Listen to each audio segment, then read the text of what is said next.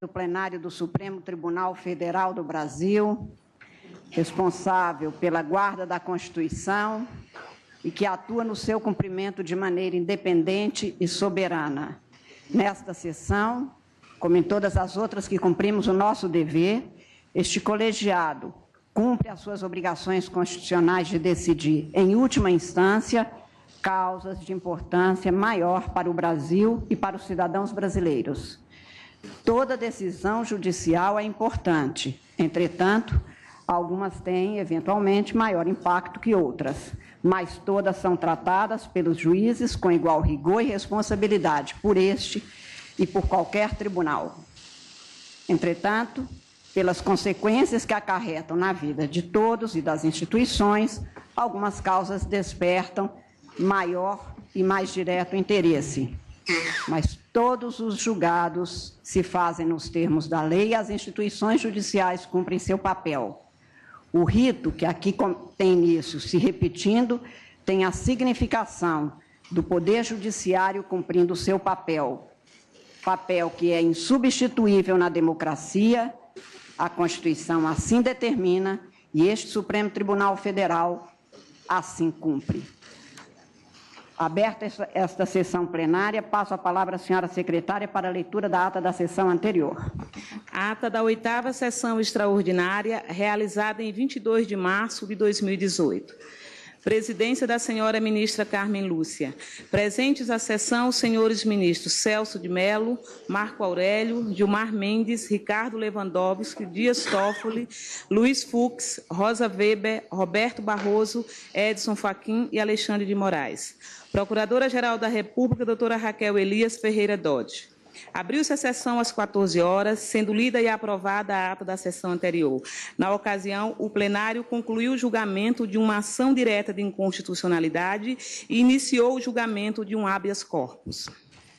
Indago dos senhores ministros se há alguma anotação, retificação ou verificação a fazer na ata. Não havendo, declaro-a aprovada. Senhores ministros, dando continuidade ao julgamento do habeas corpus 152.752, procedente do Paraná, de que é relator eminente ministro Edson Fachin, sendo paciente Luiz Inácio Lula da Silva, impetrante, Cristiano Zanin Martins e outros, teve-se na sessão anterior, preliminarmente, por maioria, vencidos os ministros Edson Fachin, relator Roberto Barroso, Luiz Fux e Carmen Lúcia. Conheceu-se do habeas corpus e, na sequência, decidiu-se pela suspensão daquele julgamento para continuidade nesta sessão.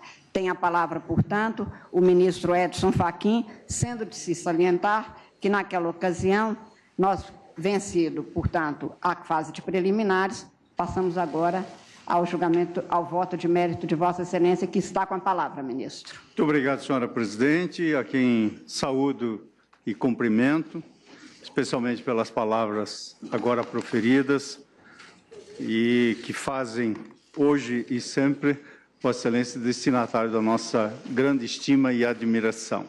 Obrigado. Saúdo os eminentes pares. Já houvera na sessão anterior, após as sustentações saudadas, as sustentações orais que tivemos pelo paciente, feito pelo Dr. José Roberto Batocchio, que se encontra aqui presente. Saúdo os demais advogados que também se fazem aqui presente, advogadas, a ilustre Procuradora-Geral da República, e renovando as minhas saudações aos meus ilustres pares que compõem este Supremo Tribunal Federal. Trago à apreciação do colegiado, senhora presidente, o voto cujo teor já houvera feito chegar ao gabinete de Vossas Excelências e agora também às mãos do eminente ministro Marco Aurélio, no qual, em síntese, estou a dizer precisamente isto, que, vencido na preliminar, passo ao exame do mérito. Trata-se, nesse habeas corpus, da análise da rigidez de um ato concreto apontado como coator e tido como configurador de ilegalidade ou abuso de poder. Por isso, é tema circunscrito e, entendo, de menor amplitude em relação às ações objetivas ADCs 43 e 44. Entendo também que não há hipótese de implementar neste habeas corpus uma revisita ao tema subjacente.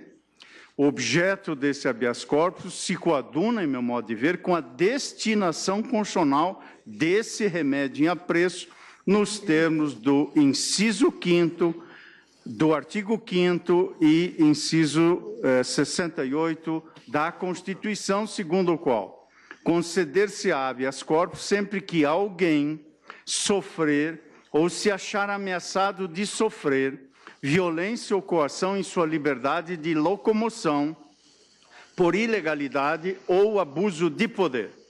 Em outras palavras, o que está em questão neste julgamento deste habeas corpus é a apreciação do ato indicado como coator, um ato concreto do Superior Tribunal de Justiça num caso específico. A partir do texto constitucional acima citado e da jurisprudência deste Supremo Tribunal Federal, a pergunta que, em meu ver, emerge é esta: haveria no ato indicado como coator ilegalidade ou abuso de poder? Apresento a resposta que entendo cabível. Conforme já mencionei na apreciação da preliminar, a qual obviamente não retorno, mas ali já se apontou como ato coator inicialmente uma decisão monocrática proferida no âmbito do Superior Tribunal de Justiça. Posteriormente, por meio de aditamento, a ilustre defesa noticiou a superveniência no contexto daquele Tribunal Superior de acórdão denegatório da ordem, em decisão assim emendada. E aqui, senhora presidente, reproduzo a emenda, que é de todos conhecida, neste habeas corpus denegado, que foi habeas corpus 434-766, da relatoria do eminente ministro Félix Fischer, apreciado perante a 5ª turma do STJ e julgado, portanto, em 6 de março de 2018. E me excuso da leitura da ementa, portanto. O que se perquire nessa impetração é se tal ato apontado como coator configura ou não ilegalidade ou abuso de poder. Examino isto, portanto. E quanto a esse tema, do ato apontado como coator, por relevante, transcrevo o trecho de voto proferido pelo eminente ministro Félix Fischer, abro aspas, disse Sua Excelência: o vetor hermenêutico atualmente conferido pela Igreja Corte Suprema e por esta Corte Superior, repisando a jurisprudência por um lapso temporal adormecida, direciona-se novamente no sentido de que o artigo 283 do Código de Processo Penal não impede a antecipada execução da reprimenda, pois, uma vez encerrada a análise de fatos e provas que assentam a culpa do condenado, com o exaurimento das instâncias ordinárias, legitimada está a execução provisória, independentemente do preenchimento dos pressupostos e requisitos incertos no artigo 312 do mesmo Código de Processo Penal ou de específico requerimento ministerial, uma vez que não são dotados os recursos extremos de efeito suspensivo, assentou o ministro Félix Fischer. Também menciono daquele julgamento que o eminente ministro Reinaldo Soares da Fonseca, tomando por legítimo empréstimo decisão proferida em outro feito pela eminente ministra Maria Tereza de Assis Moura, assentou, abro aspas, do aludido posicionamento da Corte Suprema, diante do aludido posicionamento da Corte Suprema, não há ilegalidade na determinação da execução da pena após rejeitados os embargos de declaração formulados contra o acórdão da apelação, fecho aspas. E prosseguiu em outro trecho Sua Excelência, o eminente ministro Reinaldo. Abro aspas, assim, a partir do início de 2016, o guardião da Constituição Federal esclarece, abre parênteses, determinando que a segregação do cidadão após o exaurimento da jurisdição das instâncias ordinárias independe do preenchimento dos requisitos do artigo 312 do Código de Processo Penal, porque representa a então autorizada execução provisória da pena, não havendo mais que se falar em prisão preventiva, fecha aspas.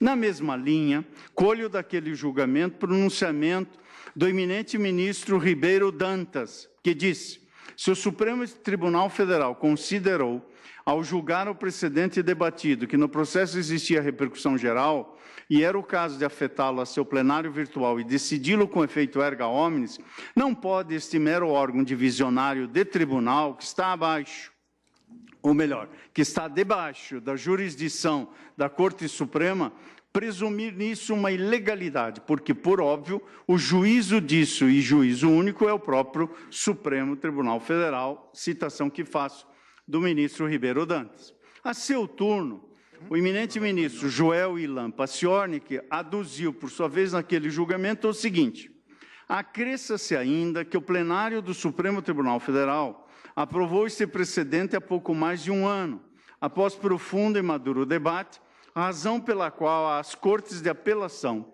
e este Tribunal Superior, comprometidos com um sistema jurídico estável e previsível, não cabe deixar de aplicá-la.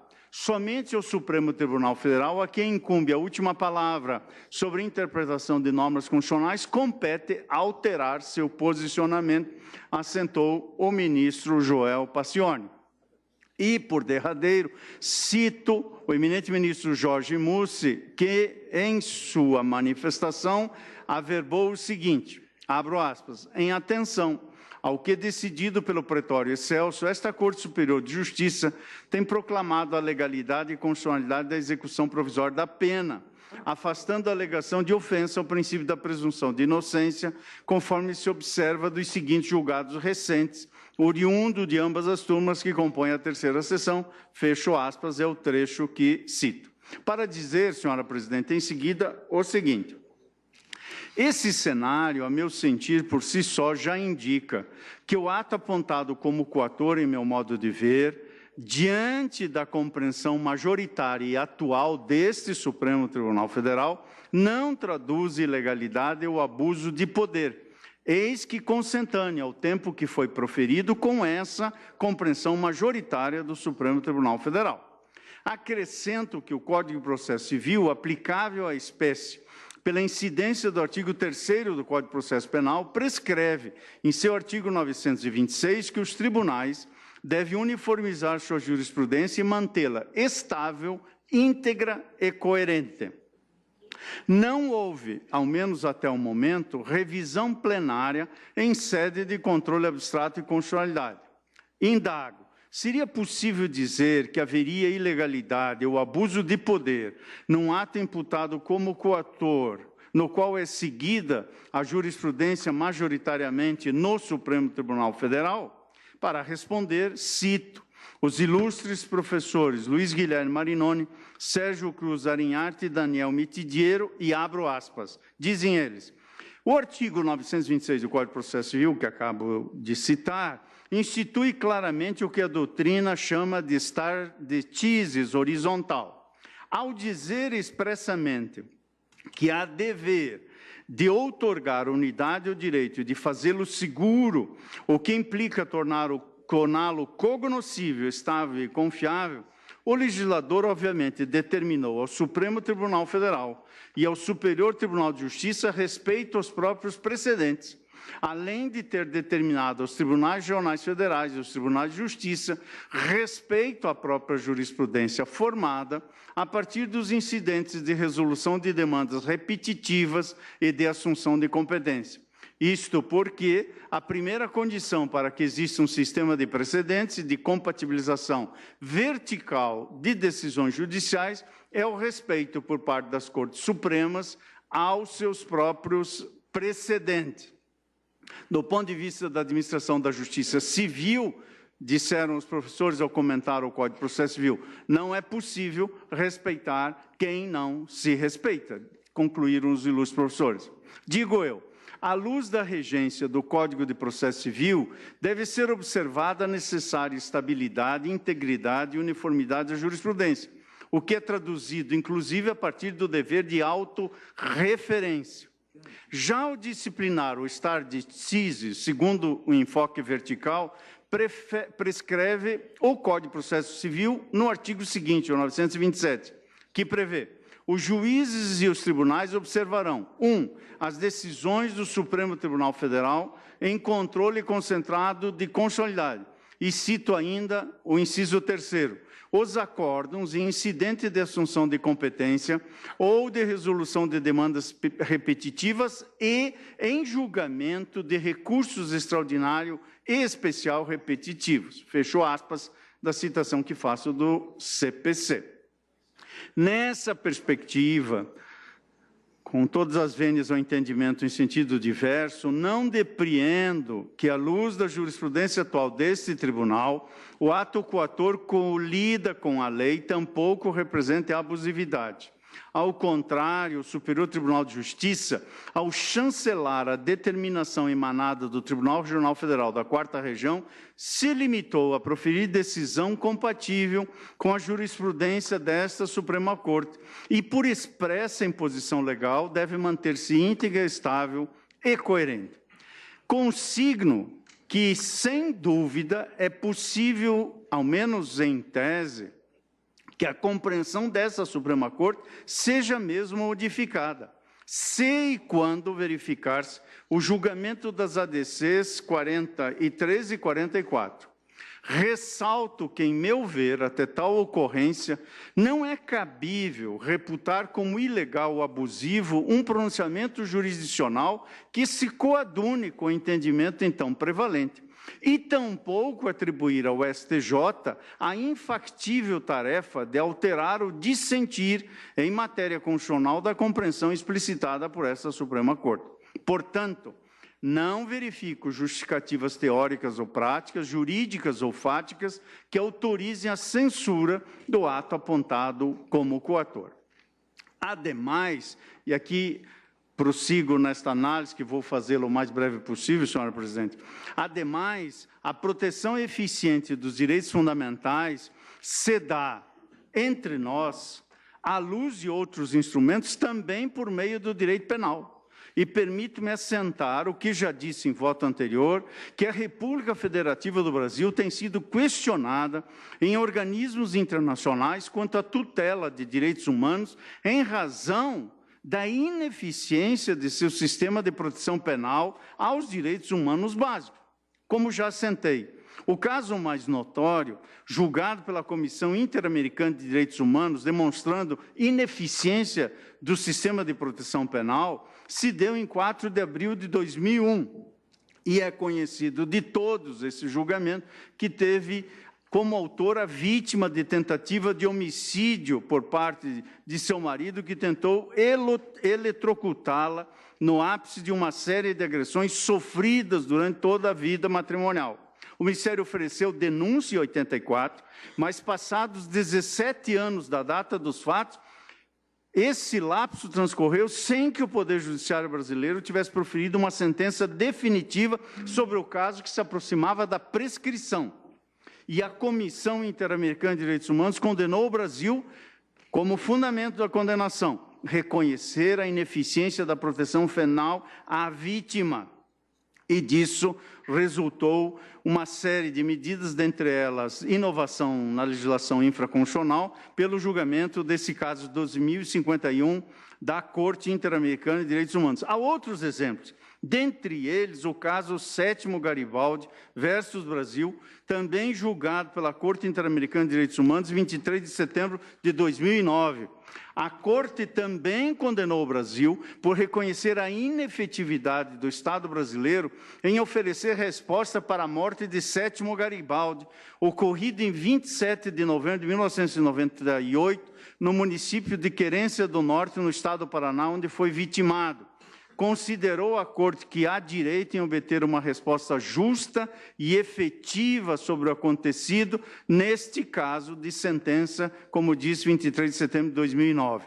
A morosidade judicial no Brasil em apresentar soluções a casos criminais que decorrem de intensa violação de direitos humanos, levou também à condenação do Brasil pela mesma Corte Interamericana de Direitos Humanos em 4 de julho de 2006, no caso Ximenes Lopes versus Brasil. E aqui eu descrevo este caso, que considerou que após 6 anos de persecutio criminis, não havia sequer sentença de primeiro grau, e cito detalhes da decisão feita da Corte Interamericana de Direitos Humanos. E acrescento, a deficiência da proteção penal a vítimas de violações graves a direitos humanos foi decisiva também na acusação que o Brasil sofreu perante a Comissão Interamericana de Direitos Humanos, no caso que ficou conhecido como o caso dos meninos emasculados no Maranhão.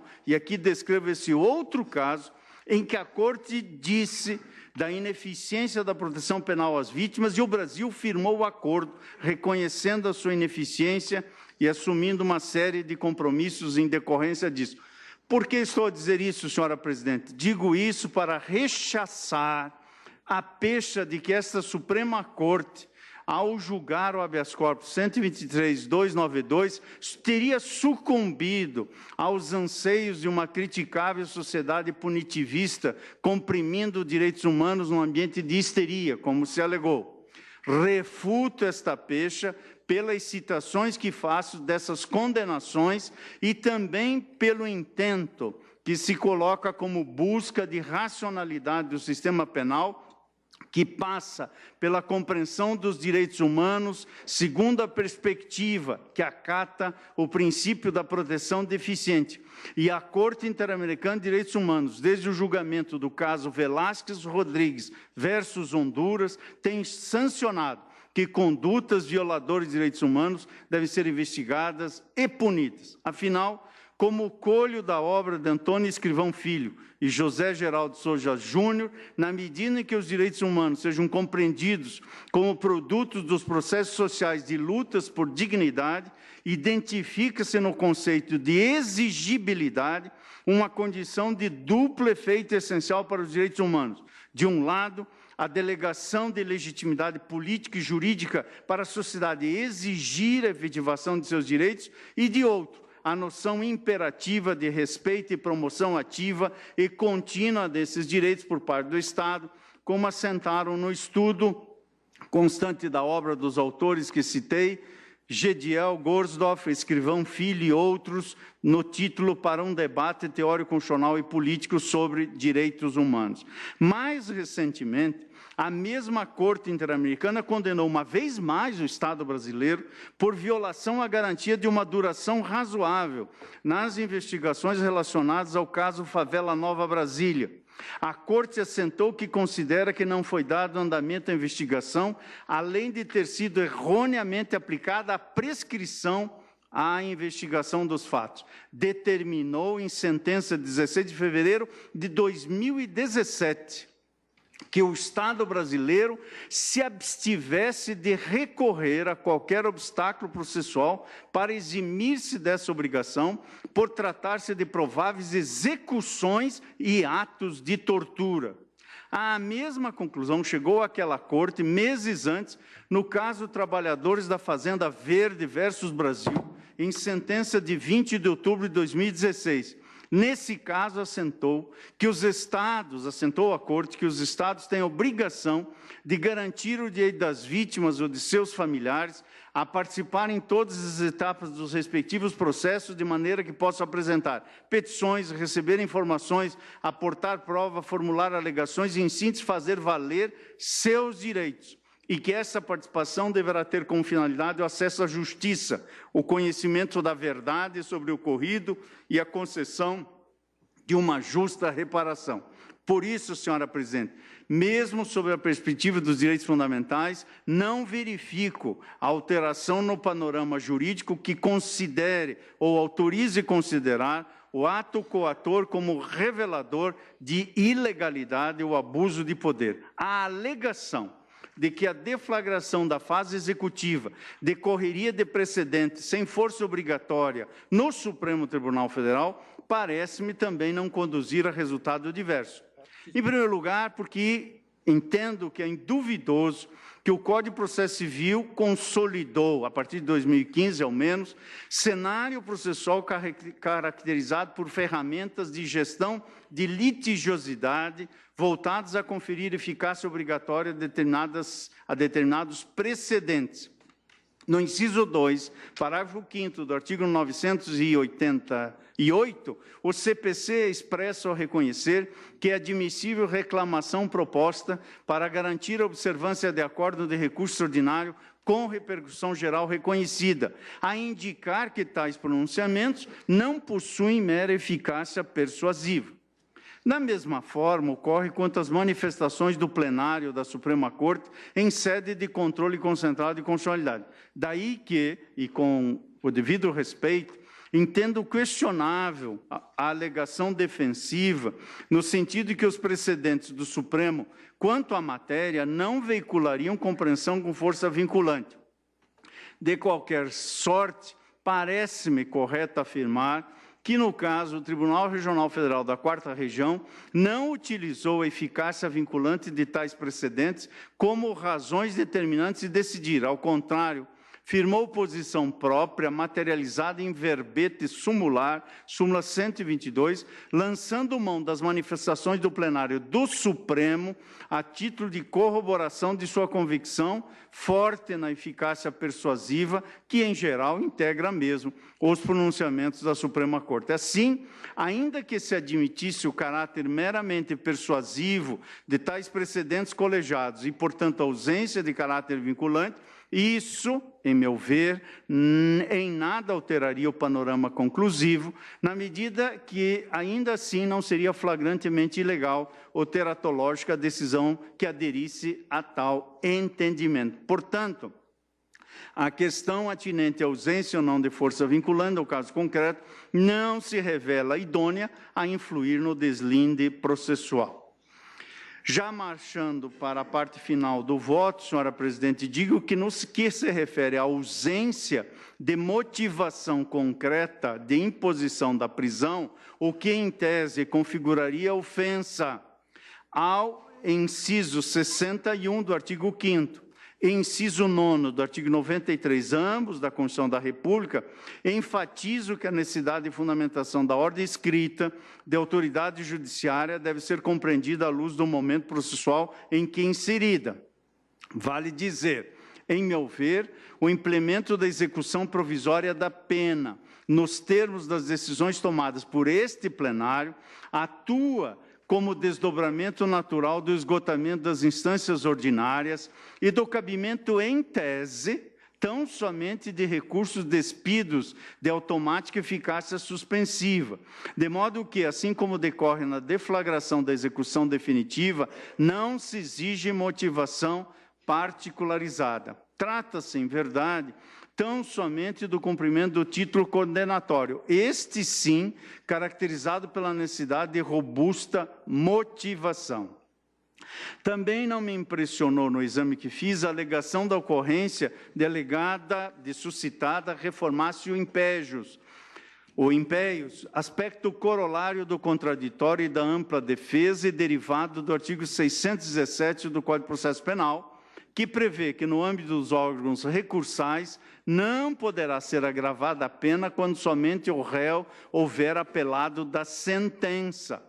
Esse postulado, ao qual os tribunais têm atribuído a interpretação ampliativa, inclusive com alcance de prejuízos qualitativos, materializa a personalidade dos recursos.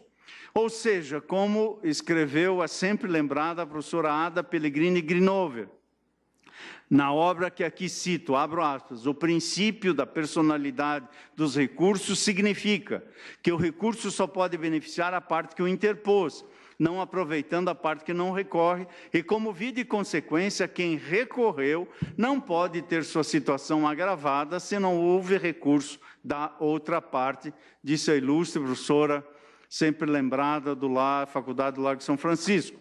Tal compreensão, prossigo, tem assento na perspectiva de que o recurso constitui desdobramento do direito de ação. Nesse enfoque, impor situação prejudicial ao réu, sem insurgência da acusação, consubstancia mesmo ato semelhante à submissão de pleito condenatório despido de imputação, de modo que se nota íntima relação entre a vedação da reformácio impéius e o sistema acusatório.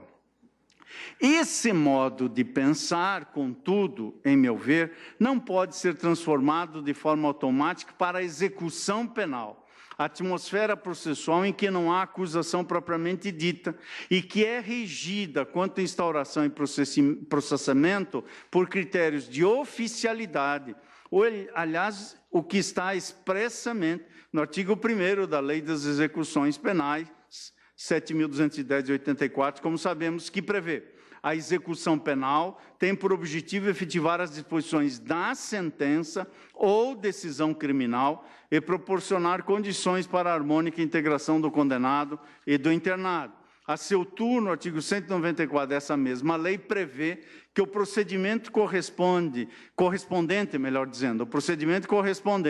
às situações previstas nesta lei será judicial, desenvolvendo-se perante o juiz da execução, acrescendo aqui, em meu modo de ver, como relevante, o previsto no artigo seguinte, 195, que prevê: o procedimento judicial iniciar-se-á de ofício, a requerimento do Ministério Público, do interessado, de quem o represente, de seu cônjuge, parente e descendente, mediante proposta do Conselho Penitenciário ou ainda da autoridade administrativa.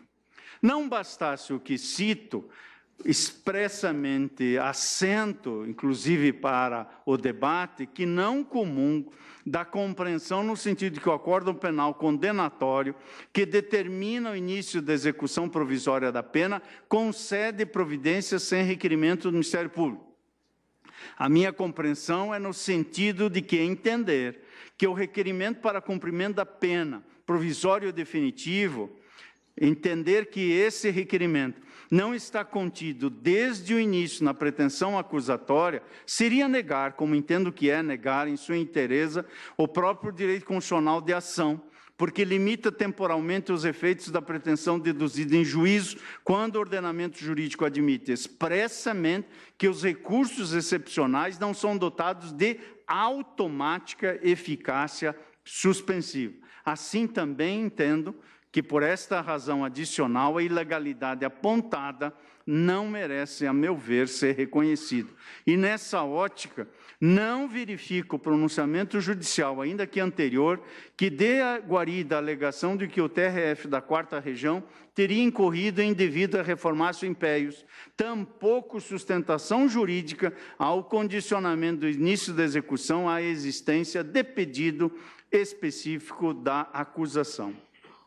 E ainda examino, senhora presidente, a um outro tema suscitado pela ilustre defesa, com relação à plausibilidade das teses que, segundo a defesa, serão futuramente arguídas em sede de recurso especial. Entendo que trata-se de tema, em tese, de potencial repercussão na tutela cautelar, que, de modo excepcional, poderá, como eu disse, em tese, ser concedida pelas instâncias antecedentes. E, com efeito, o Código de Processo Civil estabelece situações próprias para exame de tal natureza, especialmente no artigo 1029, parágrafo 5º, segundo o qual o pedido de efeito concessivo a recurso extraordinário ou a recurso especial poderá ser formulado por requerimento dirigido, ao Tribunal Superior respectivo, no período compreendido entre a publicação da decisão de admissão do recurso e sua distribuição, ficando o relator designado para seu exame, prevento para julgá-lo. 2, ao relator, se já distribuído o recurso. E, inciso 3º, ao presidente ou ao vice-presidente do tribunal recorrido no período aqui mencionado. Portanto, senhora presidente, e assim concluo remontando que o feito se encontra na ambiência do Tribunal Regional Federal da 4ª Região e que o Superior Tribunal de Justiça consignou acertadamente, no ato apontado como coator, que o exame da relevância das teses listadas pela defesa afigurar-se-ia prematuro, visto que se quer, em definitivo, encerrada a jurisdição ordinária, o que se alinha com o estipulado no aludido artigo 1029 do CPC. Portanto, senhora presidente, ante o exposto, sob todos os ângulos enfocados, não verifico ilegalidade abusividade ou teratologia no ato apontado como coautor, e meu voto é no sentido de denegar a ordem. É como voto. Agradeço a Vossa Excelência. O ministro relator, portanto, denega a ordem. Ministro.